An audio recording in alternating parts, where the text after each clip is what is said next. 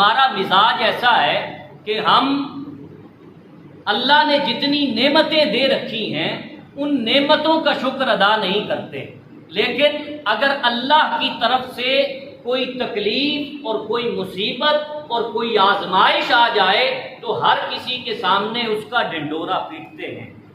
حضرت رابعہ بصریہ ایک دن بازار سے گزر رہی تھی تو ایک نوجوان نے سر پر سرخ رنگ کی پٹی باندھ رکھی تھی۔ آپ نے فرمایا، اے نوجوان، کیا وجہ ہے کہ تو نے سر پر پٹی باندھ رکھی ہے؟ وہ جوان عرض کرنے لگا کہ میرے سر میں درد ہے۔ آپ نے فرمایا، تیری عمر کتنی ہو گئی؟ کہا 30 سال۔ کہا کتنی دفعہ ہوا؟ کہا پہلی دفعہ ہوا۔ کہا تو نے اگر 29 سال شکر ادا کیا ہوتا تو تیرے سر کو کبھی درد نہ ہوتا۔